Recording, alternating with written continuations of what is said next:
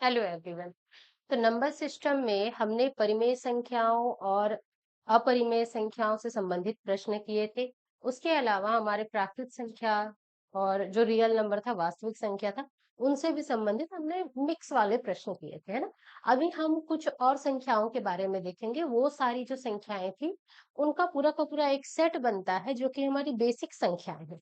उन्हीं संख्याओं के बीच बीच से कुछ संख्याएं और बनती है, कुछ डिफरेंट टाइप के उनके नियम हो जाते हैं, जिसके वजह से उन संख्याओं का निर्माण होता है। तो उन्हीं संख्याओं के बारे में अभी हम बात करेंगे, जिसमें से सबसे पहली संख्या जो है वो है हमारी सम संख्या। सम संख्या, तो सम संख्या होती क्या है? सम संख्या इवन नंबर, यानी कि ऐसी संख्याएं जो दो से पूरी तरीके से विभाजित हो जाए, दो से पूरा पूरा भाग चला जाए, दो से पूरा पूरा कट जाए, है ना। ऐसी सारी संख्याओं को हम सम संख्या कहते हैं। तो सम संख्या की कैटेगरी में हम किनको ले सकते हैं? जैसे कि मान लेते हैं हमारी संख्या है 8। ये 8 पूरा का पूरा आपका विभाजित हो जाएगा दो से, कोई भी शेष फल नहीं बचेगा, है ना। दो 8 हो गया, या फिर 280 लिख दे हम, ये संख्या भी पूरी पूरी दो से विभाजित हो जाएगी। इसके अलावा हम लिख दे 4590, ये संख्या भी दो से पूरी पूरी विभाजित हो जाएगी, यानी ये जो संख्या है इसे भी हम क्या कहेंगे? सम संख्या कहेंगे। ठीक है। इसे किस तरीके से हम ज्ञात कर सकते हैं? दो से पूरी तरीके से विभाजित हो जाए, ऐसा भी कह सकते हैं, या फिर क्या कह सकते हैं? ऐसी संख्याएं जिन्हें दो के गुणज के रूप में लिखा जा सकता है। कैसा लिखा जा सकता है? दो के गुणज के रूप में। कोई भी संख्या दी हुई हो, जैसे कि ये 8 लिखा हुआ है, इसे हम क्या लिख सकते हैं? 2 गुणित 4 लिख सकते हैं ना, दो के गुणज के रूप में उसको हम लिख सकते हैं। ठीक है। ये जो 280 लिखा हुआ है, उसको हम लोग क्या लिख सकते हैं? 140 लिख सकते हैं। वैसे ही अगर 4590 लिखा हुआ है, तो इसको क्या लिख सकते हैं? 2 गुणित 2, 2, 9 और 5 लिख सकते हैं, है ना। इस तरीके से हम क्या कर सकते हैं? सम संख्याओं को दो के गुणज के रूप में भी लिख सकते हैं। ठीक। अब इनको पहचानने का एक सरल तरीका होता है। दो का पहाड़ा आप जानते हैं। दो की पहाड़ा जब हम पढ़ते हैं तो क्या होता है? ये 2 एकम 2, 4, 6, 8, 10, 12, फिर 14, 16, 18 और 20, ये होता है ना। जानते हैं इसको। तो देखिए, यहाँ से दो से लेकर के शून्य, फिर से दो से लेकर के शून्य रिपीट हुआ है। यानी कौन कौन सी संख्या है जो कि इकाई अंक में आती है हमारी? कौन कौन सी संख्या है? 2, 4, 6, 8 और शून्य। 10 नहीं, शून्य, है ना। 10 तो दो अंकों की संख्या हो जाती है, हमको इकाई अंक बताना है। कैसे पहचानेंगे हम सम संख्याओं को? तो उसके लिए क्या देखेंगे? यदि किसी भी संख्या का इकाई अंक 2 है, 4 है, 6 है, 8 है या शून्य है, तो उन संख्याओं को हम क्या कहते हैं? सम संख्या कहते हैं। ये उसका पहचानने का तरीका है। चाहे कितनी भी बड़ी संख्या आपको दे दी जाए, इस तरीके से हम उसे क्या पहचान सकते हैं। पहचान लिया अब हमने, है ना। दो के गुणज के रूप में लिख दिया, इसलिए इसका जो सूत्र बन जाता है, सम संख्याओं को प्रदर्शित करना है, उसका सूत्र है क्या? 2n। 2n, ठीक। 2n, है ना। दो एन से इसे हम क्या करते हैं? प्रदर्शित करते हैं। और एन क्या है? तो एन गिनती वाली संख्या है। गिनती वाली संख्या ने प्राकृत संख्या, प्राकृतिक संख्या है। 1 2 3 4 5, ये सारी संख्या है। क्लियर है? चलो, ये हो गई हमारी सम संख्या के बारे में। सम संख्या के बारे में कुछ चीजें और जान लीजिए कि यदि हम दो सम संख्याओं को जोड़ते हैं तो क्या होता है। मान लीजिए हमारे पास पहली सम संख्या है 2, दूसरी सम संख्या हम ले लेते हैं 4। इन दोनों को यदि जोड़ दिया जाए तो कितना आएगा? 6। यानी कि दो सम संख्याओं को जोड़ने से हमको क्या मिलता है? सम संख्या ही मिलती है। ठीक है। अब घटाना करके देखते हैं, तो हम ले लेते हैं 4 ऋण 2। अब क्या आ जाएगा? 2। यानी घटाने से भी हमको क्या मिलता है? सम संख्या मिलती है। ठीक है। इसी को और करके देखें, 8 ऋण, एक और सम संख्या ले लें। क्या ले लें? यहाँ पर 2 ही ले लेते हैं, अभी भी क्या आएगा? 6। सम संख्या ही मिल रही है। गुणा करने से देखते हैं। अगर हम 2 और 4 का गुणा कर दें तो 4 दूनी क्या हो जाएगा 8। अभी भी क्या मिल रहा है, सम संख्या मिल रहा है। अब हम क्या करें, 8/2 करके देखते हैं। इस कंडीशन में तो हमको 4 मिल रहा है, लेकिन यदि 6/2 करके देखें तो क्या मिल रहा है हमको, विषम संख्या 3 मिल रही है ना। यानी कि भाग के लिए हम निश्चित तौर से नहीं कह सकते कि सम संख्या ही मिलेगी, ठीक है ना। तो इसको और समझ सकते हैं आप, इस तरीके से याद रख सकते हैं, सम और सम को जोड़ने से क्या मिलता है हमको, सम संख्या ही मिलती है। सम और सम संख्या को घटाने से यानी कि उन दोनों का अंतर भी हमको सम संख्या ही मिलती है। गुणा करने से भी हमको क्या मिलेगा, सम संख्या ही मिलेगा। लेकिन दोनों को भाग करने से ये निश्चित नहीं है कि हमको सम संख्या मिल सकती है, हमको सम भी मिल सकता है और विषम भी मिल सकता है। सम भी मिल सकता है और विषम भी मिल सकता है, ठीक है। हम्म, ठीक, ये सम संख्याओं के साथ क्या है, गणितीय संक्रियाएं हैं, है ना।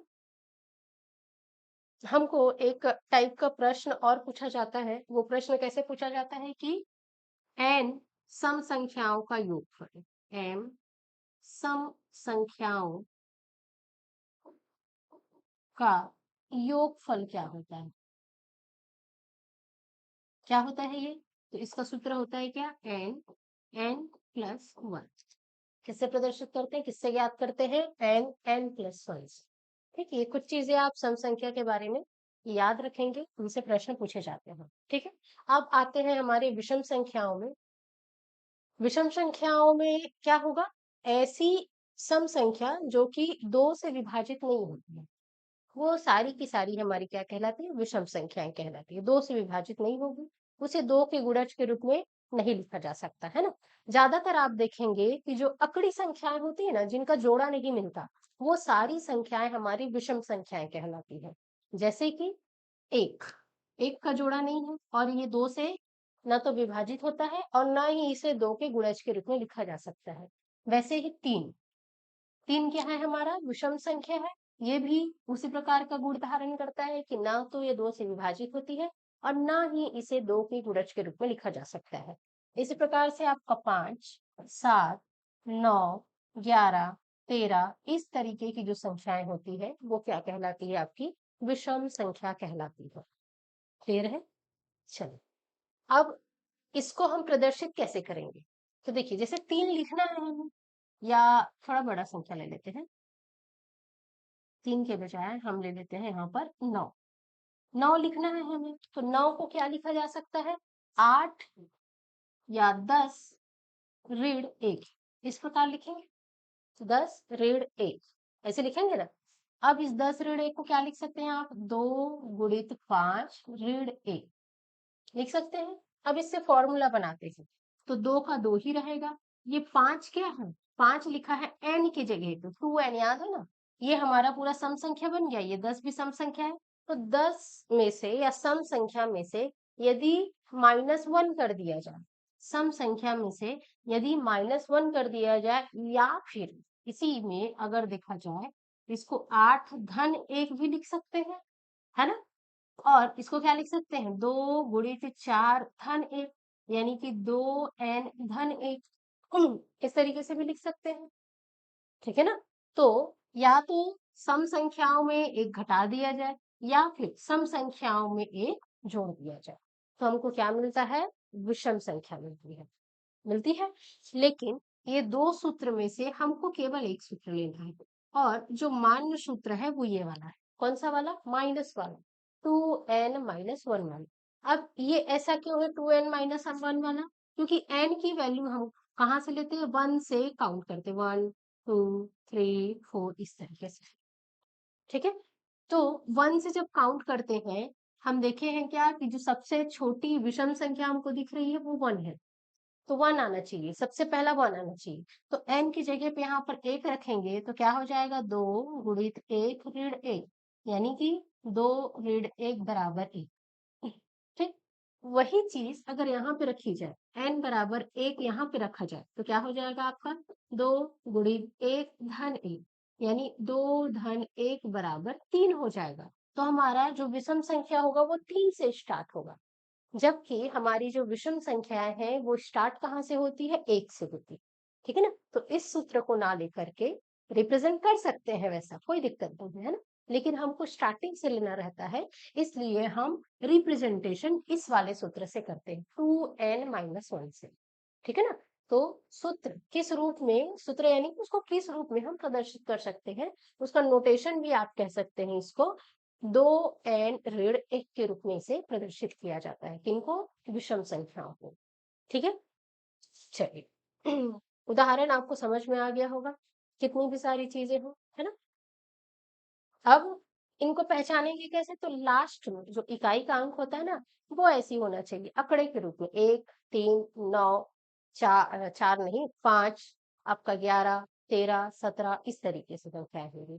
ठीक है, चलिए अगले नंबर पे आते हैं, जो कि इन सब श्रेणियों में सबसे ज्यादा इंपॉर्टेंट हो जाता है, वो है हमारा अभाज्य संख्या, प्राइम नंबर। ठीक है, प्राइम नंबर। अभी हमने देखा कि जो सम संख्या थी और विषम संख्या थी, ये दो अलग अलग भाग कर दिए। ठीक है ना, यहाँ से कुछ नंबर हम उठाते हैं, जैसे कि सबसे छोटा ले लेते हैं 2 को। अब ढूंढते हैं कि ये दो किससे किससे भाग चला जाता है। दो किससे किससे भाग चला जाएगा आपका, एक तो 1 से जाएगा और एक तो खुद से जाएगा। ये जो हम कर रहे हैं इसको क्या कहते हैं, गुणन खंडन कहते हैं। इस प्रक्रिया को क्या कहा जाता है, गुणन खंडन किया कहा जाता है। और ये दो संख्याएं जो है वो क्या कहलाती है आपकी, गुणनखंड कहलाती है। किससे किससे भाग चला जाएगा, है ना, वो उसके गुणनखंड कहलाते हैं। ठीक है, चलिए तो आगे बढ़ते हैं। इसमें क्या दिया है, ये 2 लिखा हुआ था, 2 किससे किससे भाग चला जाएगा, या बोले 2 के गुणनखंड कौन कौन से हैं, तो 1 और 2। कौन कौन से हैं, 1 और 2 मात्र, उसके अलावा कुछ है क्या, एक तो 1 है और दूसरी वो खुद की संख्या है। अब यहीं पर हम एक और विषम संख्या ले लें, नहीं सम संख्या ही लेते हैं। चलिए एक विषम संख्या लेते हैं, 9 को। ठीक, अब इस 9 को सोचिए कि किससे किससे भाग चला जाएगा। ये 9 जो है आपका, ये किससे किससे भाग जाएगा, 1 से जाएगा, इसके गुणनखंड लिख रहे हैं। ठीक है, 1 से जाएगा, 2 से जाएगा क्या, नहीं, 3 से चला जाएगा, है ना। 3 के बाद ये क्या, 4, 5, 6, 7 या 8 से जाएगा, नहीं जाएगा, किससे जाएगा, 9 से जाएगा। जाएगा, ये 3 अंकों से जाएगा भाग, जाएगा ना, 1, 3 और 9, इन तीनों से जा रहा है।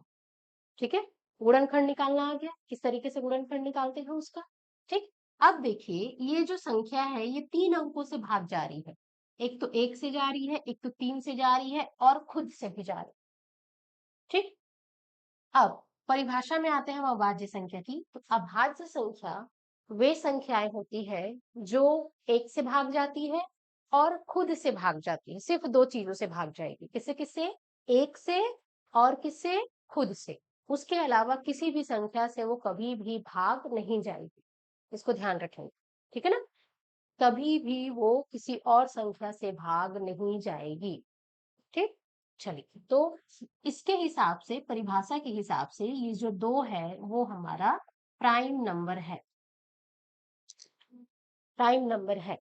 क्या ये 9 आपका प्राइम नंबर है, तो 9 प्राइम नंबर नहीं है। क्यों नहीं है, क्योंकि 1 से जा रहा है, खुद से जा रहा है, इसके अलावा वो 3 से भी भाग जा रहा है, और 3 से भाग जाने के कारण ये प्राइम नंबर नहीं रहा। ठीक है ना, अब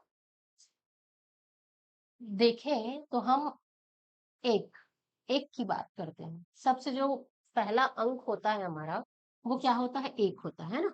तो हम 1 की बात करते हैं, क्या 1 प्राइम नंबर होगा, क्या जो संख्या 1 है वो आपकी प्राइम नंबर होगी। चलो इसको साइड में रखते हैं, हम अलग से समझते हैं। क्या संख्या 1 आपका प्राइम नंबर होगा, तो संख्या 1 को हम प्राइम नंबर नहीं कह सकते। क्यों नहीं कह सकते, क्योंकि प्राइम नंबर की डेफिनेशन है, क्या डेफिनेशन है प्राइम नंबर की, अभाज्य संख्या की, कि वो या तो संख्या 1 से भाग जाएगी या फिर खुद से भाग जाएगी। 2 चीज़ें होनी ही चाहिए उसमें, है ना? दोनों चीज़ होनी चाहिए। कोई एक चीज़ होगी तो नहीं बनेगी बात, दोनों चीज़ें होनी चाहिए। तो ये 1 से जाता है यानी कि स्वयं से जाता है। इसके अलावा किसी और से जा रहा है क्या? नहीं, है ना? इसलिए इसमें 2 चीज़ें नहीं हो पा रही हैं। हमको एक और नंबर चाहिए था। ठीक है? एक और नंबर यानी कि 1 के अलावा कुछ चाहिए था। अब वो तो खुद ही 1 है, तो 1 के अलावा और क्या ही दे सकता है ना? इसलिए हम इसे अभाज्य संख्या नहीं कहते हैं, ठीक है? ना ही अभाज्य संख्या कहते हैं और ना ही भाज्य संख्या कहते हैं, ठीक? ये। अब कुछ नंबर्स देखते हैं जो कि भाज्य संख्या है। तो सबसे छोटी 1 को छोड़ दें, 1 के बाद कौन सी संख्या आती है आपकी? 2। तो 2 जो है वो सबसे छोटी भाज्य संख्या है। याद रखना है 2 के बारे में, क्या है ये? सबसे छोटी भाज्य संख्या है, सबसे छोटी प्राइम नंबर है, सबसे छोटी भाज्य संख्या कौन है? 9। 2। सबसे छोटी भाज्य संख्या कौन सी है? 2 है। ठीक है ना? और सबसे बड़ी भाज्य संख्या तो वो हम नहीं निकाल सकते, क्योंकि भाज्य संख्याएं अनगिनत होती है, अनंत तक जाएगी। संख्याएं ही अनंत तक जा रही है, तो हमको पता ही नहीं है कि वो कितनी दूर जाएगी, कितनी अभाज्य संख्या, कितनी भाज्य संख्याएं मिलेंगी, है ना? तो 2 जो है वो सबसे छोटी भाज्य संख्या कहलाती है। ठीक है? अब देखें अगली संख्या के बारे में। 2 के बाद क्या आता है? 3 आता है ना? और 3 क्या होता है? एक तो 1 से भाग जाता है और एक तो खुद से भाग जाए, यानी कि ये प्राइम नंबर है। ठीक। 4 की बात करें तो 4 1 से भी जाता है, 2 से भी जाता है और 4 से भी जाता है, तो ये प्राइम नंबर नहीं होगा, अभाज्य संख्या नहीं होगी। ठीक है ना? अब आते हैं 5 पर। तो 5 जो है वो 1 से जाएगा और 5 से जाएगा, मतलब प्राइम नंबर है। ठीक है? 6 की बात करें तो 6 1 से जाएगा, 6 2 से जाएगा, 6 3 से भी जाएगा और 6 6 से भी जाएगा। इतनी सारी संख्याओं से भाग चला जाता है, यानी कि जो 6 है वो प्राइम नंबर नहीं है। ठीक है ना? तो इसके बाद 2 के बाद जितनी भी संख्याएं आती है 3 5 7 9 को नहीं लेंगे। ठीक है ना? क्यों? क्योंकि 9 किससे किससे भाग चला जाता है? 1 से, 3 से और 9 से। तो ये प्राइम नंबर नहीं है, 9 नहीं आएगा। 9 के बाद 9 नहीं आ रहा है तो 11, 11 आ जाएगा आपका, 13 आ जाएगा, 15 नहीं आएगा। 15 क्यों नहीं आएगा? क्योंकि 15 किससे किससे भाग चला जाएगा? 1 से जाएगा, 5 से जाएगा, 3 से भी जाएगा, 3 से, 5 से और खुद 15 से भी जाएगा। तो इतनी सारी चीजों से भाग चला जाता है, इसलिए 15 भी प्राइम नंबर नहीं, है ना? इसके बाद क्या आ जाएगा आपका? 17। इस तरीके से आगे बढ़ते जाएगा। ठीक है? तो एक चीज नोटिस करने लायक है क्या? 2 के अलावा बाकी जितने भी प्राइम नंबर्स हैं, ये आपके विषम संख्या हैं, ऑड नंबर्स, है ना? केवल एक जो 2 है वो क्या है? सम संख्या, इवन नंबर। ठीक है? तो 2 की 2 खासियत हो गई, क्या क्या? सबसे छोटी भाज्य संख्या है, साथ ही साथ में इकलौती,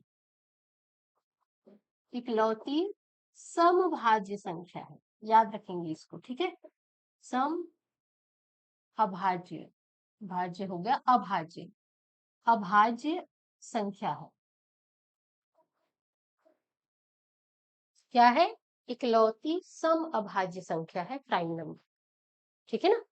तो ये चीजें आपको अभाज्य संख्या के लिए याद रखनी होगी। ठीक। चलिए आते हैं हम आगे अपने पिक्चर पे, और क्या क्या दी हुई है आपको। तो इन चीजों के बारे में हमने पढ़ लिया। ठीक। चलो ये हो गई हमारी अभाज्य संख्या। अभाज्य संख्याओं का गुणनफल देखेंगे।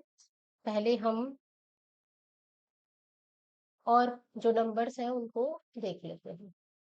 अगला दिया है अभाज्य के बाद भाज्य संख्या, जिसे हम विभाज्य संख्या या संयुक्त संख्या भी कहते हैं। इसे और किस नाम से जाना जाता है? विभाज्य संख्या। यानी कि ये जो 2 नंबर्स देखे हैं ना हमने, कौन से? 1 और स्वयं, इसके अलावा कुछ नंबर्स के लिए और भी गुणनखंड हमको मिल रहे थे, ठीक है ना, जैसे कि 9 हो गया, जैसे कि 15 हो गया, उनके लिए 1 और 9 के अलावा बीच में और भी गुणनखंड मिल रहे थे, 1 और 15 के अलावा और भी गुणनखंड मिल रहे थे। तो ऐसी संख्याएं जिनके 2 से अधिक गुणनखंड होते हैं, स्वयं और 1 के अलावा और भी गुणनखंड होते हैं, ऐसी सभी संख्याओं को हम भाज्य संख्या, विभाज्य संख्या या फिर संयुक्त संख्या कहते हैं, कंपोजिट नंबर कहते हैं। ठीक। अब इसमें वो सारे नंबर आ जाएंगे, जैसे कि 4, 4 किससे किससे भाग जाता है, 1 से, 2 से, 4 से चला जाता है। वैसे ही 10 की बात करें तो 10 आपका 1 से जाएगा, 5 से चला जाता है, 2 से भी जाता है और 10 से भी जाता है, इतनी सारी संख्याओं से चला जाता है ना। एक और स्वयं के अलावा, एक और स्वयं के अलावा देखो ये और कुछ संख्याओं से भी भाग चला जाता है, इसलिए इसे कंपोजिट नंबर कहते हैं। कई संख्याओं से मिलकर के बना होता है, अकेले नहीं होता ये, ठीक है ना, कई संख्याओं से मिलकर बना होता है। जो प्राइम नंबर्स होते हैं वो अकेली होती है, ये और संख्याओं से मिलकर के नहीं बनी होती। ठीक है, कहाँ गया प्राइम नंबर आपका, ये नीचे है ना। ये जो प्राइम नंबर्स है ये अकेले अकेली है, ये और किसी के कॉम्बिनेशन के रूप में नहीं लिखी जा सकती। लेकिन जो विभाज्य संख्याएं हैं वो क्या है, प्राइम नंबर्स के साथ दूसरे भी जो नंबर्स हैं उनके साथ कंपोजिट फॉर्म में लिखा जा सकता है, कंबाइन करके लिखा जा सकता है। ठीक है। अब यहाँ पर क्या क्या दिया हुआ है कि यह संख्या एक और स्वयं के अतिरिक्त किसी भी संख्या से विभाजित हो सकती है, और भी संख्याएं होती है जिनसे विभाजित हो सकती है। अब इस क्रम में देखें तो एक तो हमारा छूट गया, एक तो किसी में गिनती नहीं हुआ, 2 हमारा अभाज्य संख्या में गिनती हो गया, 3 का भी अभाज्य संख्या में गिनती हो गया। अब बचा क्या, 4। इतने को छोड़ दें तो कहाँ से स्टार्ट करेंगे हम, 4 से स्टार्ट करेंगे, करेंगे ना। इसलिए जो 4 है उसे हम सबसे छोटी संयुक्त संख्या कहते हैं, 4 को सबसे छोटी संयुक्त संख्या कहते हैं। ठीक है, याद रहेगा, है ना। अब यहाँ पे जो सूत्र दिया है या शर्त दिया है क्या, कोई संख्या n से बड़ी है, n से बड़ी नहीं, कोई संख्या जो है वो 1 से बड़ी है, संयुक्त संख्या कहलाती है यदि उसके 3 या उससे अधिक धनात्मक गुणनखंड प्राप्त हो। 2 नहीं, 3, 2 से अधिक, ठीक है ना, 2 नहीं बोलेंगे हम, 2 या 2 से अधिक भी नहीं बोलेंगे, सीधे सीधे क्या बोलेंगे, 2 से अधिक बोलेंगे, या फिर क्या बोलेंगे, 3 या 3 से अधिक। ठीक है, 2 रहेगा तो 1 और स्वयं, यही 2 हो जाएगा, इसी 2 को काउंट कर लेंगे, है ना, वो हमको नहीं करना है, 2 से अधिक होना चाहिए। ठीक है, चलिए, तो इस तरीके से हमने क्या जान लिया, कंपोजिट नंबर्स के बारे में जान लिया। मेरे ख्याल से आपको समझ में आ गया होगा कि किस तरीके से कंपोजिट नंबर काम करते हैं। ठीक है, चलिए, अब आप सोचिए कि कुछ नंबर्स मैं दे रही हूँ यहाँ पर, जैसे कि हमको दिया है 5315, क्या ये कंपोजिट है या फिर अभाज्य संख्या है, प्राइम नंबर है या कंपोजिट है, सोचिए आप ये। ठीक है, दूसरा 173, क्या ये भाज्य संख्या है या फिर अभाज्य संख्या है, इन दोनों के बारे में सोच के बताइए। ठीक है, वो आपका होमवर्क है, समझिए, उनके बारे में आपको सोचना है और निकालना है कि क्या हो सकता है। अब देखते हैं हम अभाज्य गुणनखंड, तो हमने जो प्राइम नंबर देखा था ना उसी का फैक्टराइजेशन देखेंगे कि कैसे उसके फैक्टर्स निकाले जा सकते हैं। ठीक है ना, तो क्या करेंगे हम, जो हमारे प्राइम नंबर्स थे ना, जो हमारे कंपोजिट नंबर थे, समझिए, कंपोजिट नंबर को यदि हम प्राइम नंबर्स के फॉर्म में लिख दे तो उसके अभाज्य गुणनखंड कहलाते हैं। ठीक, क्या कहलाते हैं, अभाज्य गुणनखंड कहलाते हैं। दोनों में अंतर है, ध्यान दीजिएगा, गुणनखंड कर रहे थे, गुणनखंड का मतलब होता है किससे किससे वो भाग जा रहा है। ठीक है, अपवर्तक जिसको बोलते थे हम लोग, पहले जो क्लास पढ़ते थे ना, एलसीएम एचसीएफ निकालते थे, अपवर्तक पढ़ते थे। ठीक है ना, तो कौन कौन से नंबर से वो भाग चला जाता है वो क्या कहलाता है, गुणनखंड कहलाता है।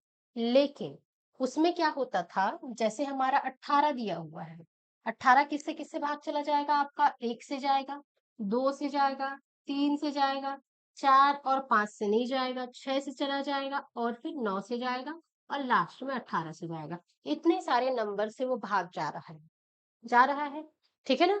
क्या इस 18 को क्या हम केवल 2 के रूप में, 3 के रूप में लिख सकते हैं क्या? यदि लिख सकते हैं 2 के रूप में, 3 के रूप में, यानी कि प्राइम नंबर्स के रूप में लिख सकते हैं क्या? जैसे कि हम 18 को, ये गुणनखंड निकालेंगे, ठीक है, ये हमने क्या निकाला, गुणनखंड निकाला है। अब 18 को किस रूप में लिख सकते हैं आप, जैसे कि इसको लिख सकते हैं 2 गुणित 9 लिख सकते हैं। 2 गुणित 9 को और क्या लिखा जा सकता है, 2 गुणित 3 गुणित 3 लिख सकते हैं। 18 को देखिए इस तरीके से भी लिख सकते हैं, इस तरीके से भी लिख सकते हैं। इसके अलावा कोई और तरीका है क्या 18 को लिखने का? तो है। कौन कौन सा तरीका है आपका? सिर्फ 18 को लिखने के कई तरीके हैं।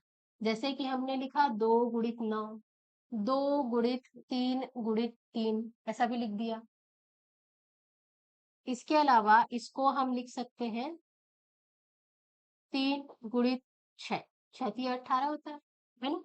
3 गुणित 3 गुणित 2, इसी 6 को लिख दिया, ठीक है, ध्यान से समझिएगा इस, ठीक है। अब क्या कर दे इसको, 9 गुणित 2 लिख सकते हैं, फिर इसको 3 गुणित 3 गुणित 2, इस तरीके से भी लिख लिया, ठीक। अब लिख देते हैं हम 18 गुणित 1, ये भी लिख सकते हैं 18 को। अब इसको और क्या लिखा जा सकता है, 2 गुणित 3 गुणित 3 गुणित 3, इस रूप में भी लिखा जा सकता है ना। जोड़ी बनाते हैं, ये ये और ये। इतनी सारी जोड़ियां बनाई जाए हमने, है ना। अब आप ऐसा सेट खोजिए जिसमें सिर्फ और सिर्फ प्राइम नंबर्स हो, उसके अलावा कोई नंबर ना हो। तो ये इसमें प्राइम नंबर है कि नहीं है, 9 कंपोजिट हो जा रहा है, ठीक है, ये वाला प्राइम नंबर है।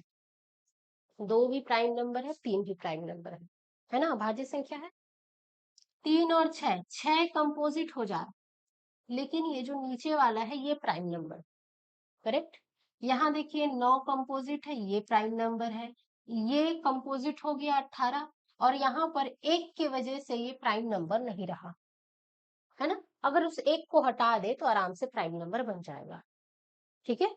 तो हमको जो भी कंपोजिट नंबर दी रही होगी उसे हमको क्या करना है, प्राइम नंबर के गुणज के रूप में लिखना है ना। जैसे कि क्या लिखा है हमने, 2 गुणित 3 गुणित 3। अब आप चेक कीजिए, यहाँ, यहाँ और यहाँ भी एक को अगर हटा दें तो यहाँ पर भी सेम सेम नंबर्स ही आ रहे हैं, पोजीशन अलग है लेकिन सेम नंबर्स आ रहे हैं, 2 3 3, ठीक है ना। तो हम क्या कर रहे हैं, कंपोजिट नंबर को पूरे के पूरे प्राइम फैक्टराइजेशन के रूप में लिख रहे हैं, इसी को प्राइम फैक्टराइजेशन कहते हैं, अभाज्य गुणनखंड करना कहते हैं, ठीक। अब इसमें जो रिपीट हो रहा है ना उसको घात के रूप में लिख दिया जाता है, जैसे कि ये 2 गुणित 3 की घात 2 हो जाएगी। जो भी रिपीट होगा उसको किस रूप में लिख देंगे, घात के रूप में लिख देंगे, जितने भी घात आएगा, ठीक है ना। यानी कि अब हम 18 का प्राइम फैक्टराइजेशन कैसे करेंगे, 2 गुणित 3 की घात 2 के रूप में, 2 गुणित 3 की घात 2 के रूप में, ठीक है। चलिए वापस आते हैं हम, ये समझ में आ गया होगा आपको। आप इसको समझिए, इसका जो सूत्र दिया हुआ है उसको समझते हैं, है ना। वही जो लिखा था ना हमने, ये 2 गुणित 3 गुणित 3, इसको क्या लिखा हमने, 2 गुणित 3 की घात 2, ऐसे लिखा था ना, वही।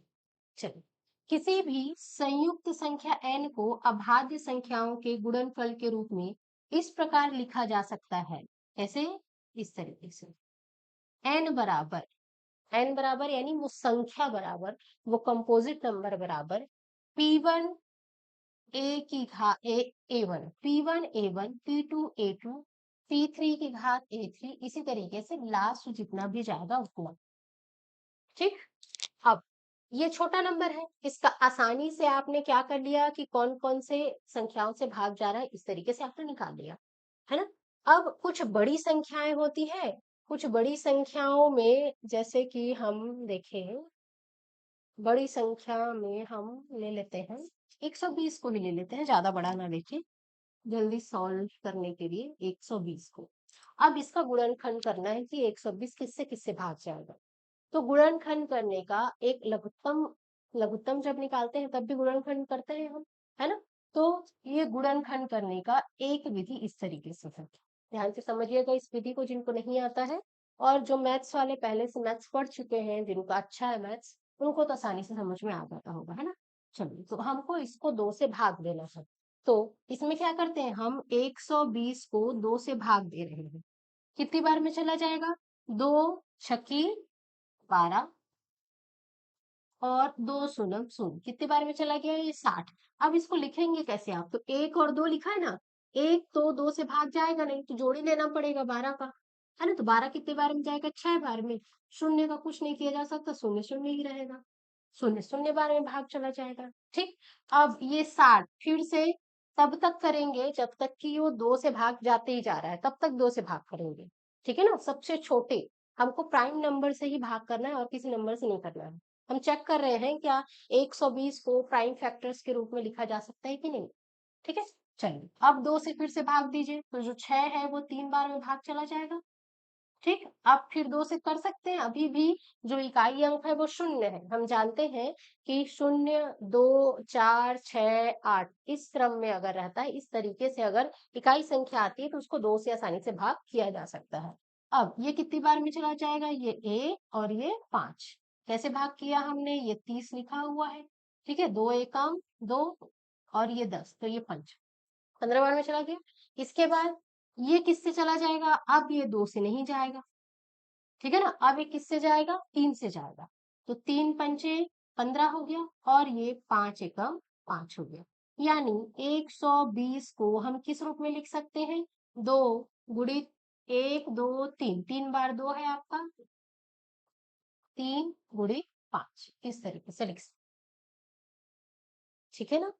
अब देखिए जो रिपीट हो रहा है उसको घातों के रूप में लिख दीजिए। तो ये 2 की घात कितनी हो गई? 2 की घात हो गई 3, गुणित 3 की घात हो गई 1 और 5 की घात भी हो गई 1। तीनों के तीनों प्राइम नंबर्स है, 2 भी, 3 भी, 5 भी, तीनों के तीनों प्राइम नंबर्स है ना? तो 120 को हम प्राइम फैक्टर्स के रूप में लिख सकते हैं। यही वहां पे दिया है क्या? P1 A1 गुणित P2 A2 और P3 A3, ठीक है? A2 और A3 का मान एक एक है, P2 का मान 3, P3 का मान 5 और P1 का मान 2 और A1 का मान कंपेयर करने के 3, ठीक है ना? जो यहाँ पे लिखा था वो इस तरीके से लिखा हुआ है। आई होप आपको क्लियर होगा इतनी सारी चीजें, ठीक है? चलिए, ये है हमारा क्या? Prime factorisation. प्राइम फैक्टर्स इस तरीके से हम निकालते हैं। ये कुछ उदाहरण आपको दिए हुए हैं। अब इसी पे आगे बढ़ते हैं हम क्या? अभाज्य संख्या में। अभाज्य युग्म में, अभाज्य संख्या तो पढ़ लिया हमने, हम देखेंगे क्या? अभाज्य युग्म ट्विन प्राइम नंबर या प्राइम ट्विन भी बोलते हैं इसको, प्राइम ट्विन्स बोलते हैं, प्राइम ट्विन्स, ठीक है ना? जुड़वा अभाज्य, जुड़वा अभाज्य, तो इसमें एक शब्द है क्या? अभाज्य। तो इसमें अभाज्य संख्या को ही लेंगे, कंपोजिट को नहीं लेंगे, ठीक है ना? प्राइम नंबर्स को ही लेंगे।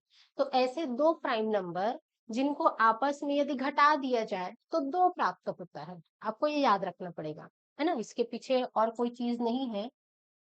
क्या दिया है कि ऐसी 2 अभाज्य संख्याएं जिनके बीच का अंतर 2 हो, उनको जब घटा दिया जाता है तब उनका अंतर कितना आता है? 2 आता है। ऐसे प्राइम नंबर्स को हम क्या कहते हैं? जुड़वा अभाज्य कहते हैं या अभाज्य युग्म कहते हैं, ठीक? जैसे कि यहाँ देखिए, यहाँ पर कुछ नंबर्स दिए हुए हैं हमको, क्या? 3 और 5, तो 5 में से 3 घटाएंगे तो कितना आ जाएगा? 2। यहाँ देखिए, 7 में से 5 चला जाएगा तो कितना आ जाएगा? 2। यहाँ पे देखिए बड़े नंबर्स में आपका 31 में 29 चला जाएगा तो अभी कितना बचेगा? 2, है ना? तो ऐसे सारे प्राइम नंबर्स जिनको घटाने से, आपस में घटा देने से क्या होता है? दो प्राइम नंबर्स लेंगे ना, इन दोनों को आपस में घटा देने से यदि दो मिलता है हमें, तो हम उसे जुड़वा अभाज्य कहते हैं, प्राइम ट्विंस कहते हैं। ठीक है, अब ये तो हमने देख ही लिया। ठीक है, इसको लिखा कैसे जाता है? इस तरीके से, पी और क्यू के रूप में। ठीक है, यहाँ पे क्या लिखा है? Mod of Q minus P बराबर 2। अब अभी हमने देखा, हमने लिखा था कितना लिखा था? 3 और 5। हमने लिखा था, उदाहरण में देखा 3 और 5। ठीक, 3 और 5 को हम घटा रहे हैं, 3 - 5 को घटा रहे हैं। आंसर कितना आएगा आपका? -2 आएगा। -2 आएगा ना, तो हमको -2 नहीं चाहिए, इसलिए क्या लगाते हैं हम? यहाँ पर मॉड लगाते हैं। मॉड क्या करता है? साइन को पॉजिटिव कर देता है। तो -2 मॉड से जब बाहर आएगा तो क्या बन के आएगा? 2 बन के आएगा। इसलिए इसका रिप्रेजेंटेशन इस तरीके से किया जाता है। ठीक है, पी क्यू हम लिख रहे हैं, पी और क्यू दो नंबर्स लिख रहे हैं। इनको जब आपस में इस तरीके से घटाएंगे तो 2 मिले। ठीक, रिप्रेजेंटेशन इस तरीके से करेंगे, है ना? आपको याद रखना है इन चीजों को, क्योंकि डायरेक्ट इनसे इन्हीं को दे दिया जाएगा, कुछ इनके बारे में बताया नहीं जाएगा, कथन में और कारण में दे दिया जाएगा। ठीक, तो कथन समझ में तो आना चाहिए। अगर दिया है कि दो नंबर्स इस प्रकार के लिखे गए हैं जहां क्यू माइनस पी बराबर 2 होता है, कारण में दे देगा आपको कि अभाज्य फैक्टराइजेशन के वजह से, अभाज्य ट्विन के वजह से, या दोनों अभाज्य संख्याएं हैं इस वजह से, किस वजह से ये इस तरीके से लिखा जा सकता है, तो आपको समझ में आना चाहिए। ठीक है, तो ये आपका क्या हो गया? अभाज्य युग्म हो गया, ट्विन प्राइम नंबर हो गया। ठीक, चलो आगे बढ़ते हैं। कुछ और नंबर्स है हमारे पास, कौन कौन से नंबर्स हैं?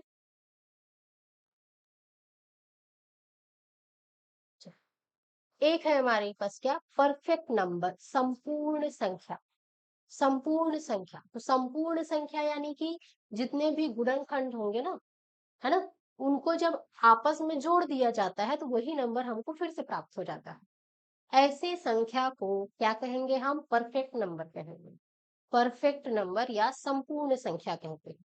ठीक है, यदि किसी संख्या के सभी उचित गुणनखंडों को स्वयं संख्या को छोड़ करके, है ना, का योग उसी संख्या के बराबर हो तो संपूर्ण संख्या कहलाती है। उदाहरण के लिए इस 6 को ले लेते हैं। 6 किससे किससे भाग चला जाता है आपका? 1 से जाएगा, 2 से जाएगा, 3 से जाएगा, 6 से जाएगा। लेकिन 6 को हमको नहीं लेना है लास्ट में, है ना। इन संख्याओं को आपस में जोड़ दीजिए, 1, 2 और 3। क्या इनको जोड़ने से वापस से वही संख्या मिल रही है? मिल रही है। वापस से हमको क्या मिल जा रहा है? 6 मिल जा रहा है। ठीक है ना, इसलिए क्या है ये 6 जो है वो परफेक्ट नंबर है ना। 6 हो गया आपका, 28 हो गया, ये सारे आपके क्या है? परफेक्ट नंबर हो जाएंगे। ठीक, और कुछ पूर्ण संख्या या संपूर्ण संख्या, इसको संपूर्ण कीजिएगा, है ना, क्योंकि पूर्ण संख्या हम लोग कुछ दूसरा पढ़े हैं। तो ये सारे नंबर्स 6, 28, 496, 8128, ये सारे कैसे नंबर्स हैं? परफेक्ट नंबर्स हैं। ठीक, चलो अब आते हैं सहअभाज्य संख्याएं। सहअभाज्य संख्या से पहले हम जानते हैं किसके बारे में? एचसीएफ के बारे में। एचसीएफ को क्या बोलते हैं? Highest common factor. हमने जो फैक्टर्स निकाले थे ना, फैक्टर यानी कि गुणनखंड जो निकाला था, है ना, उसमें से सबसे बड़ा कौन सा है? वो देखना है हमको। अब वो अकेले के लिए तो देखेंगे नहीं, एक ही संख्या में आप क्या देखोगे? ठीक है, तो दो नंबर का कंपैरिजन किया जाता है। दो नंबर के कंपैरिजन में जब हम उनके गुणनखंड लिखते हैं, मान लेते हैं हम लिख रहे हैं कितना? 4 और 6। ठीक है, 4 का गुणनखंड क्या आ जाएगा? 1 आ जाएगा, 2 आ जाएगा, खुद 4 आ जाएगा। इसके में क्या आ जाएगा? 1 आ जाएगा, 2 आ जाएगा, 3 आ जाएगा और 6 आ जाएगा। अब मैच करते हैं दोनों को कि कौन कौन से जो फैक्टर्स हैं वो कॉमन है, कॉमन को पहले निकाल रहे हैं ना, ये और ये दोनों कॉमन है ना। अब यहाँ पर हाईएस्ट कॉमन फैक्टर कौन सा है, तो एक तो छोटा हो जाएगा 2, तो 4 और 6 का जो HCF है वो कितना आ जाएगा आपका, 2 आ जाएगा। समझ में आया? ठीक है, 4 और 6 का HCF क्या आ जाएगा, 2। इस तरह से गुणनखंड निकालते हैं और हम देखते हैं क्या कि उसमें से सबसे बड़ा कौन सा है। गुणनखंड निकालने का एक और तरीका है, इस तरीके से जब HCF और LCM LCM पढ़ेंगे तब उसके बारे में ज्यादा चर्चा करेंगे, है ना। अब ये हो गया आपका, इसी को एक और नाम से जाना जाता है, GCD। HCF को ही और क्या कहा जाता है, GCD कहा जाता है, GCD। ठीक, जी मतलब greatest common divisor, greatest common divisor, GCD, है ना, सबसे बड़ा वाला कॉमन डिवाइजर, डिवाइजर यानी कि जो भाग करेगा, भाजक। ठीक है, तो आते हैं किसमें, इसकी परिभाषा में, सहभाज्य संख्याएं या को प्राइम नंबर। प्राइम नंबर जैसा ही दिख रहा है ना, लेकिन ये को प्राइम नंबर है। तो ऐसे नंबर्स, ऐसे दो नंबर, है ना, जोड़े में रहेगा, ये अकेले में रहेगा, ऐसे दो नंबर्स जिनका HCF क्या होता है, 1 होता है, जिनका HCF 1 होगा। जैसे कि एक सम संख्या ले लें, एक विषम संख्या ले लें। ठीक, ये 1 और 2 और ये 1 और 3, इसका जो HCF है वो कितना है, 1 है ना। HCF of 2 and 3 is 1। इसलिए ये जो 2 और 3 का जोड़ा बन रहा है वो क्या कहलाएगा, हमारा को प्राइम कहलाएगा। ये दोनों एक दूसरे के क्या कहलाएंगे, को प्राइम नंबर्स कहलाएंगे। 2 का को प्राइम 3 और 3 का को प्राइम 2, यहाँ पर ना, ठीक है ना, इस जोड़े में, है ना। इसी तरीके से हमारे पास कुछ और भी एग्जांपल्स हैं, जैसे कि 8 और 15, एक सम है एक विषम है। आप ऐसे भी याद रख सकते हैं, एक सम और विषम, इनके बीच में कुछ कॉमन रहेगा ही नहीं, एक के अलावा कुछ कॉमन नहीं रहेगा, है ना। कुछ संख्याएं होती है जिसमें कॉमन निकलता है, ध्यान रखिएगा, कुछ संख्याएं होंगी जिसमें कॉमन निकलेगा। ठीक, सम और विषम की जोड़ी में भी 9 और 10, 14 और 25, इनके बीच में हमको एक के अलावा कुछ नहीं मिलेगा। चेक करते हैं 14 और 25 को। चलिए देखिए, क्या देखना है हमको, 14 देखना है और 25 देखना है। तो 14 1 से जाएगा आपका, 2 से भाग जाएगा, इसके अलावा किससे जाएगा, ये 7 से जाएगा और खुद 14 से जाएगा, इतनी चीजों से जाएगा। अब 25 के बारे में बात करें तो ये 1 से चला जाएगा, ये आपका 5 से जाएगा और खुद 25 से जाएगा। क्या कॉमन है, सिर्फ और सिर्फ एक कॉमन है, एक के अलावा कोई भी नंबर कॉमन नहीं आ रहा है। अब एक के अलावा कोई भी नंबर कॉमन नहीं है, इससे ये दोनों क्या हो जाएंगे, एक दूसरे के को प्राइम नंबर्स हो जाएंगे। ठीक है, ये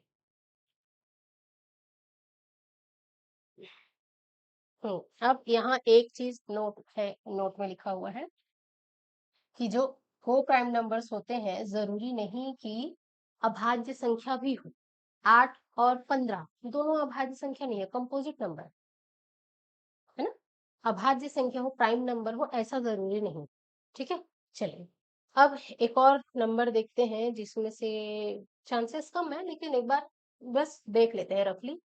हार्डी रामानुजन संख्या, हार्डी रामानुजन संख्या। ठीक है, तो ये क्या होता है, ऐसी सबसे छोटी संख्या जिसे दो घनों के योग के रूप में लिखा जा सकता है ना। दो अलग अलग तरीकों से भी इन्हें हम लिख सकते हैं। इन संख्याओं को क्या कहा जाता है, हार्डी रामानुजन संख्या कहा जाता है। इसी को टैक्सी कैब नंबर के नाम से भी जाना जाता है ना।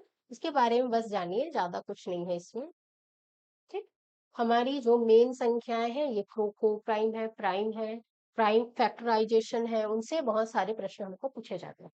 ठीक है, चलिए तो कुछ क्वेश्चन सॉल्व कर लेते हैं हम। चलिए देखते हैं, कल हमने जो PYQ किया था लास्ट वाले वीडियो में, उसमें ये अभाज्य संख्याओं वालों को हमने छोड़ दिया था। वो छोड़ा क्यों था, क्योंकि उसके बारे में पढ़े नहीं थे, इसलिए। चलिए तो अब छांटिए इसमें से कि कौन कौन जो है अभाज्य संख्याएं है, प्राइम नंबर्स है। क्या 11 प्राइम नंबर है? प्राइम नंबर यानी कि वो एक से भाग जाएगा और स्वयं से जाएगा, उसके अलावा किसी से भाग नहीं जाएगा। ठीक। सेकंड आते हैं 21, तो 21 को हम एक से भाग दे सकते हैं, 3 से भाग जाएगा तो क्या, 3 से भी भाग चला जाएगा, 7 से भाग चला जाएगा, है ना, और 21 से जाएगा। तो क्या ये प्राइम नंबर है? 1 और 21 के अलावा वो 3 और 7 से भी भाग जा रहा है, यानी वो प्राइम नंबर नहीं। ठीक। यही नीचे आ जाए 2, तो 2 प्राइम नंबर है। क्या 9 प्राइम नंबर है? ये भाग जाता है 1 से, 3 से, 9। 1 और 9 के अलावा वो 3 से भी भाग चला जा रहा है, यानी कि वो भी प्राइम नंबर नहीं है ना। तो कौन कौन सा आ जाएगा आपका? जे और एम, जे और एम आ जाएगा। जे और एम एक साथ कहां पर है? ऑप्शन नंबर बी पर। ठीक है, चलो ये क्वेश्चन तो हो गया था। अगला देखते हैं। यहाँ देखिए क्या दिया है, 101 और 111 के बीच की अभाज्य संख्याएं लिखिए।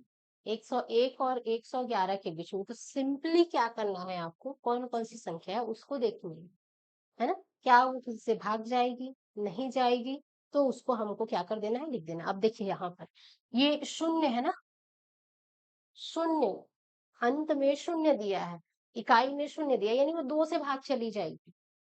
ठीक है, यानी ये जो संख्या है वो 1 से और 110 के अलावा 2 से भी भाग जाएगी। तो क्या ये प्राइम नंबर है? नहीं होगी, ये प्राइम नंबर नहीं होगी। ठीक। अब और क्या क्या ले सकते हैं हम? 103, 103 क्या किसी से भाग जाएगा? 2 से भाग जाएगा क्या? 2 से भाग नहीं जाएगा। 3 से भाग जाएगा क्या? लास्ट में 3 है, 3 से भाग जा सकता है क्या? नहीं जाएगा। 9 से भाग जाएगा क्या? नहीं जाएगा। ठीक है, उसी तरीके से 107 को देखें, उसी तरीके से 109 को देखें, लास्ट में 9 है, तो एक बार देख सकते हैं इसके बारे में, है ना। लास्ट में 9 है, यानी कि हो सकता है ये 3 से भाग जाए, तो 3 से भाग जाएगा क्या? नहीं जाएगा, है ना। 3 तिया 9, और ये फिर 19 बच जाएगा। 7 से जाएगा क्या? 7 एकम 7, और फिर कितना बच गया यहाँ पे? 3, तो 39। 39 किसी पहाड़ी में आता है? 7 के पहाड़ी में आता है या नहीं आता? यानी कि ये भी आपका प्राइम नंबर है। ठीक है, ये प्राइम नंबर है, ये प्राइम नंबर है, अब वो भी प्राइम नंबर है। कौन कौन सा? जे, के और एल आपका प्राइम नंबर है। कहाँ है जे, के और एल? एम वाला जो है वो प्राइम नंबर नहीं। ठीक है ना, इस तरीके से हम इसके क्वेश्चंस को हल कर सकते हैं। और कुछ क्वेश्चंस हैं, चलो ये देखिए एक प्रश्न। कथन क्या दिया है हमको इसमें? संख्या 75 के सम गुणनखंडों की कुल संख्या 6 है। सम गुणनखंडों की कुल जो संख्या है वो कितनी है? 6 है, ऐसा कह रहा है। तो क्या कथन सही है? 75 है, 75 का गुणनखंड कर देते हैं, इस तरीके से निकाल देते हैं। ठीक है ना, तो ये आपका किससे चला जाएगा? 3 से चला जाएगा। 3 दूनी 6, 3 पंचे 15। ठीक। अब ये 5 से चला जाएगा, 5 पंचे 25, और फिर 5 से चला जाएगा 1।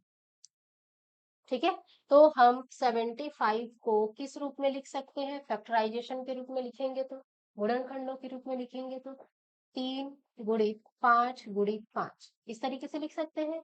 अब उसमें क्या लिखा है? सम गुणनखंडों की संख्या जो है वो 6 है। तो पहली बात तो ये 75 है, 75 यानी कि लास्ट में 5 है। लास्ट में 5 वाली जो संख्या है, क्या वो 2 से भाग जाएगी? जाएगी क्या? नहीं जाएगी, है ना, नहीं जाएगी। इसका क्या मतलब हुआ? वो सम संख्या ही नहीं है। सम संख्या नहीं है तो उसके सम गुणनखंड कैसे हो सकते हैं? नहीं हो सकते ना, सम गुणनखंड नहीं हो सकते, यानी कि जो हमारा कथन दिया हुआ है वो गलत हो जाएगा। ठीक। अब कारण क्या दिया है? 75 एक विषम संख्या है, विषम संख्या तो है, दिख रहा है, और गणित के नियमानुसार किसी भी विषम संख्या का कोई भी सम गुणनखंड मौजूद नहीं होता। ऐसा है क्या? किसी भी विषम संख्या का कोई भी सम गुणनखंड मौजूद नहीं होता, है ना। विषम संख्या है, किस लिए है? क्योंकि वो 2 से भाग नहीं जाता। हमने पढ़ा ना विषम संख्या की परिभाषा में कि 2 से भाग नहीं जा रहा है, इसलिए वो क्या है? एक विषम संख्या है। अब विषम संख्या है, इसका मतलब वो उसके कोई भी सम गुणनखंड नहीं मिलेंगे हमको, है ना। यानी कारण जो है वो सही है। ठीक है, कथन गलत है, कारण सही है। कहाँ पर आ जाएगा? कथन गलत है, ए असत्य है, परंतु आर सत्य है। ठीक है, चलिए ये आपका एक क्वेश्चन हो गया। अब यहाँ देखिए, हमको इसमें मैच करना है। कहाँ पर आपका मैच होगा? चलो पहले पढ़ते हैं, इसके बाद फिर बताइएगा। चलो, जुड़वा अभाज्य बोला है। जुड़वा अभाज्य, जुड़वा अभाज्य किसको बोलते हैं? ट्विन प्राइम्स किसको बोलते हैं? प्राइम ट्विन्स किसको बोलते हैं? वे दो नंबर्स जिनको आपस में घटा देने से क्या हो जाते हैं? दो मिलता है हमको, है ना। तो खोजिए, क्या 17 और 19 को घटाने से दो आएगा? आएगा। 29 और 21 को घटाने से भी दो आएगा। इन दोनों को भी घटाने से दो आएगा, यानी यही आपका करेक्ट मैच हो गया। ठीक है, सहअभाज्य को प्राइम, तो को प्राइम किसको बोलते हैं? ऐसे नंबर्स जिनके जो फैक्टर्स होते हैं उसका HCF कितना होता है? केवल और केवल एक होता है। तो देखिए कहाँ पर है, ये तो जोड़े में नहीं है, ये भी जोड़े में नहीं है, ये दोनों जोड़े में थे, एक तो चला गया, ये वाला बचा है ना। यहाँ पे 14 और 25, अब भी एग्जाम्पल हमने किया था, 14 और 25 ये को प्राइम्स है। अब ये को प्राइम्स है तो बाकी सब भी को प्राइम्स होगा, तो ये वाला यहीं पर मैच आ जाएगा। ठीक है, अब संपूर्ण संख्या, संपूर्ण संख्याएं क्या होती है? ऐसे नंबर्स जो क्या होते हैं, जिनके फैक्टर्स लिखने पर वो क्या हो जाए? फैक्टर्स लिखे और फैक्टर्स को आपस में जब जोड़ दिया जाएगा, तब उसका जो योगफल है वो उसी नंबर के इक्वल आ जाता है ना। ऐसे नंबर्स को हम क्या कहते हैं? संपूर्ण संख्या कहते हैं। ठीक है, तो ऐसे नंबर्स आपके कौन से आ जाएंगे? ऐसे नंबर में, जैसे ये छोटा दिख रहा है ना, 496, ये दिख रहा है आपको? ठीक, पी का वन, एक बार चेक करते हैं। पी का वन देखिए यहाँ पे, अगर डायरेक्ट जाए तो पी का वन, क्यू का टू, आपका ऑप्शन नंबर बी ही यहाँ पर करेक्ट दिख रहा है। और अगर आप चेक करना चाहते हैं परफेक्ट नंबर को, तो आप छोटे नंबर्स को चेक कीजिएगा, बड़े नंबर पे मत उलझिएगा, है ना। 496 को चेक कीजिए, उसका पूरा क्या निकालेंगे? गुणनखंड निकालेंगे। गुणनखंडों को फिर आपस में क्या कर देंगे? जोड़ देंगे। जोड़ने से यदि वो उसी नंबर पे इक्वल आ जाता है, तो वो क्या कहलाती है? संपूर्ण संख्या कहलाती है। और बाकी जो बचा वो आपका हार्डी रामानुज में आ जाएगा। ठीक है ना। तो आई होप आपको ये सारी चीजें समझ में आई होंगी। ठीक है, इस तरीके से क्वेश्चन बन सकते हैं। ये क्वेश्चन आया हुआ नहीं है, लेकिन ऐसे क्वेश्चंस भी हमको देखने को मिल सकते हैं, तो आपको इनके लिए प्रिपेयर रहना है। ठीक, एक क्वेश्चन और देखते हैं हम। क्या दिया हुआ है? शून्य एक सम पूर्णांक संख्या है, क्योंकि शून्य को दो से पूर्णतः विभाजित किया जा सकता है तथा शेष फल शून्य प्राप्त होता है। जो हम सम संख्या की जो परिभाषा पढ़ी थी हमने, है ना, उसके हिसाब से शून्य की बारे में यहाँ पर परफेक्ट मैच बन रहा है। ठीक है, तो ये हमारा जो पी है वो सही हो जाए। ठीक, संख्या एक ना तो अभाज्य है, अभाज्य तो नहीं है, हमने देख लिया था, और ना ही वो कंपोजिट है। कंपोजिट कौन होता है? जो जिसके दो से ज्यादा फैक्टर्स होते हैं। तो ये तो अकेले है, इसका तो दो ही फैक्टर नहीं बनता, तो दो से ज्यादा क्या बनेगा, है ना। तो ये भी क्या है? सही है, क्योंकि इसके केवल एक ही धनात्मक गुणनफल होता है, ये भी करेक्ट है। किसी भी शून्येतर वास्तविक संख्या a के लिए a की घात शून्य बराबर एक होता है, ये हमने पढ़ा था। ये हमने घात का नियम, हमने जो नंबर्स की विशेषताएं गुण पढ़े थे ना, उसमें पढ़ा था। घात का एक नियम होता है, लॉ ऑफ पावर, है ना, उसमें इसको पढ़ा था। ठीक है, किसी भी प्राकृत संख्या को शून्य से भाग देने पर परिणाम शून्य प्राप्त होता है, ऐसा है क्या? एक को शून्य से भाग देने पर क्या शून्य प्राप्त होगा? नहीं ना, ये अविभाजित होता है, अपरिभाषित होता है। किसी भी संख्या को शून्य से भाग देना अपरिभाषित माना जाता है, यानी कि ये हमारा इनकरेक्ट हो जाएगा।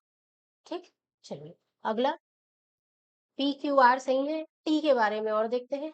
शून्य को प्राकृत संख्याओं, नेचुरल नंबर की सबसे छोटी संख्या मानी जाती है।